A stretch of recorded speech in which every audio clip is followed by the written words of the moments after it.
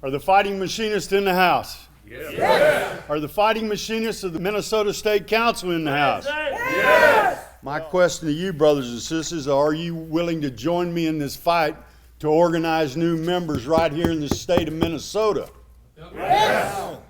My goal is to seize the opportunity to increase union density, because we know when we have union density, that equals leverage, and better leverage to increase wages for all, benefits for all, better working conditions for all, and better policies for all.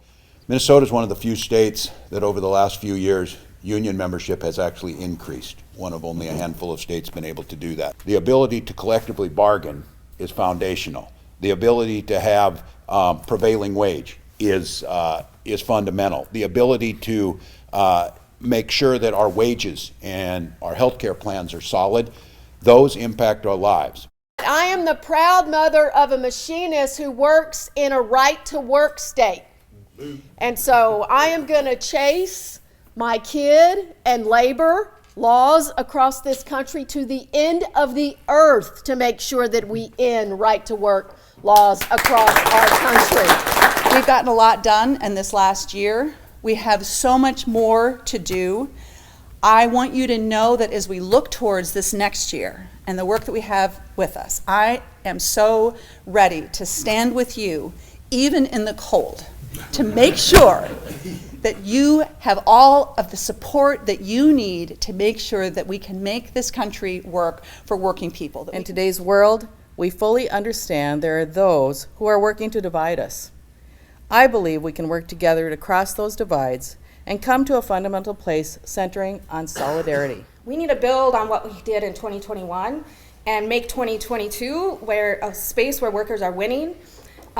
We're winning. We need to win in places that are deemed unorganizable. And solidarity needs to be the #1 name of our game. And so I think Chelsea and Bernie and I are really mindful of how we're able to work together. You cannot claim to fight for workers unless you fight for organized labor, the right to organize. Our real work, and this is where all of you come in beyond our discussions around organizing and your extraordinary work, is how we repair the country.